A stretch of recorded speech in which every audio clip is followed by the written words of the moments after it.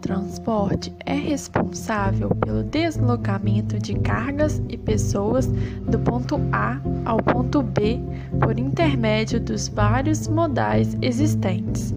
Ele representa o meio pelo qual busca-se atingir o objetivo logístico, que é entregar o produto certo, na quantidade certa, na hora certa, no lugar certo, ao menor custo possível. Tendo em vista que ele pode ser responsável, em média, por até 60% dos custos de logística, é de fundamental importância que a organização planeje de forma eficiente a escolha do modal a ser utilizado, de acordo com as características do produto e exigências do cliente. Os modais de transporte mais utilizados são aéreo, dutoviário, ferroviário, hidroviário e rodoviário. O presente trabalho se limitará a expor aspectos relativos ao modal hidroviário, tais como conceito, tipologia, tipos de cargas, vantagens e desvantagens, etc. O modal hidroviário representa o transporte de passageiros e mercadorias através dos rios, lagos e mares abertos, utilizando para isso embarcações como barcos, navios ou balsas. Pertencente aos modais mais importantes para a indústria e para a logística no Brasil, esse modal se destaca pela intermodalidade, baixo impacto ambiental, custo operacional reduzido e transporte de cargas pesadas a longas distâncias. No entanto, esse modal de transporte não é usufruído em toda a sua capacidade e potencialidade no país que possui extensão litorânea de 9.198 km e ampla quantidade de rios navegáveis. O modal hidroviário divide-se nas modalidades fluvial e marítima. A modalidade fluvial é o transporte cuja navegação se concentra nos rios e transporta produtos de baixo valor agregado, como produtos agrícolas, fertilizantes, minérios, cimento, madeira, carvão e derivados de petróleo. O Brasil apresenta cerca de 48 mil quilômetros de rios navegáveis com 16 hidrovias, sendo as principais Hidrovia São Francisco, Hidrovia Tocantins-Araguaia, Hidrovia Solimões-Amazonas, da Madeira e Tietê-Paraná.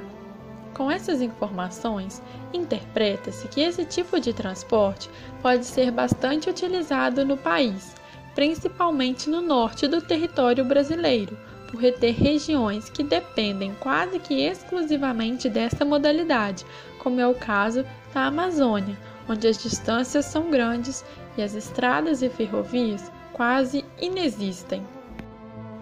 No entanto, apenas 22.037 quilômetros são economicamente navegáveis. Isto porque o relevo brasileiro, que é predominantemente planáltico, faz com que os rios possuam muitos trechos encachoeirados. Dessa forma, para que estes sejam aproveitados para navegação e transporte, é necessário investimento em infraestrutura, como obras de dragagem e construção de eclusas.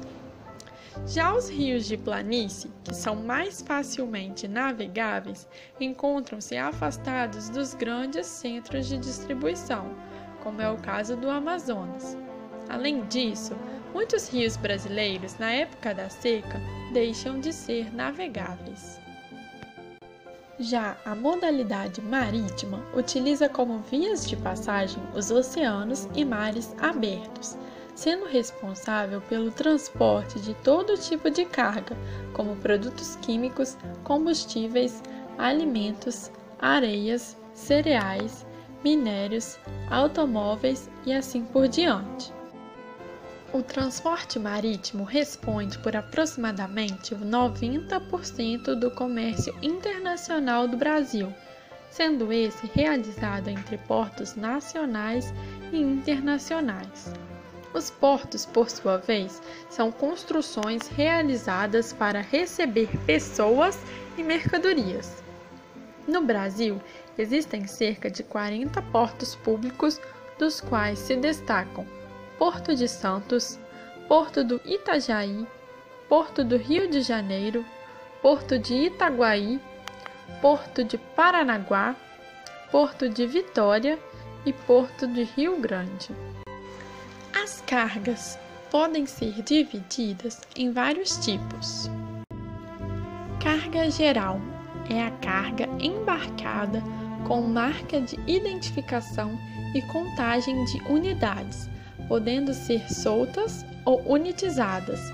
É transportada em caixas, paletes, barris e containers.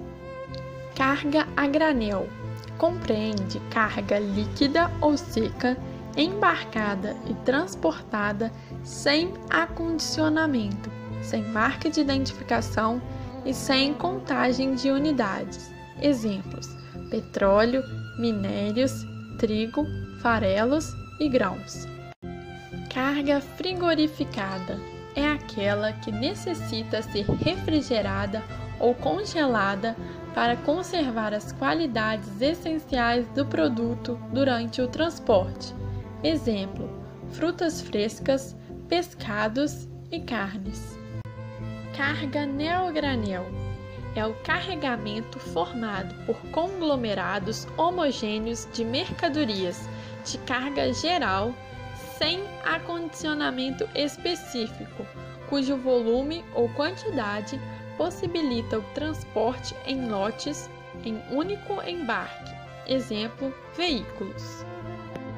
Carga perigosa, aquela que por causa de sua natureza pode provocar acidentes, danificar outras cargas ou meios de transporte ou ainda gerar riscos para as pessoas.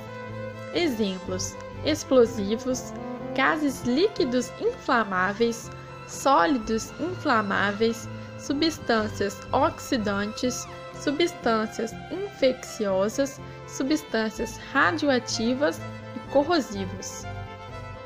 O empacotamento de carga que mais contribuiu para o desenvolvimento do transporte marítimo desde a década de 1960 é o uso de contentores, que padronizados permitem o transporte de carga de uma forma eficiente e segura, facilitando o transporte e a arrumação da carga dentro dos navios. Vinculada ao Ministério dos Transportes, Portos e Aviação Civil, a Agência Nacional de Transportes Aquaviários, ANTAQ, é o órgão responsável por regular, supervisionar e fiscalizar as atividades de prestação de serviços de transporte hidroviário e de exploração da infraestrutura portuária e aquaviária. A ANTAQ é também referência na produção e divulgação de dados estatísticos nacionais referentes a este modal, fornecendo informações para a tomada de decisão de entes privados até a formulação de políticas públicas para o setor. Algumas vantagens deste modal são: deslocar cargas de maior tamanho e em maior quantidade, com menores custos operacionais se comparado com os outros modais de transporte.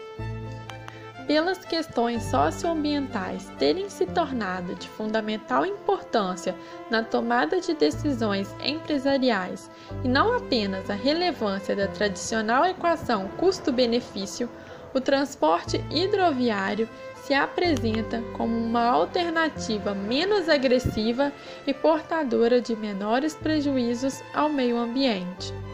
Maior índice de confiabilidade por apresentar menor desgaste e acidentes de embarcações, possibilidade de transportar qualquer tipo de carga, configura uma alternativa diante do estado precário das rodovias e o colapso no setor aéreo, apresenta elevada vida útil e menor consumo de combustível por quilômetro. algumas desvantagens são: necessidade de infraestrutura portuária capaz de receber navios de grande porte, apresenta baixa velocidade de transporte, a distância dos portos aos centros de produção pode gerar dependência de outros tipos de transporte que possibilitem a transição da mercadoria do produtor ao porto e do porto ao cliente. A exigência da construção de uma infraestrutura demandante de altos custos com investimentos e manutenção, como a adaptação dos leitos dos rios para a profundidade necessária ao calado das embarcações, a correção do curso fluvial, vias de conexão com outras redes e a criação de eclusas.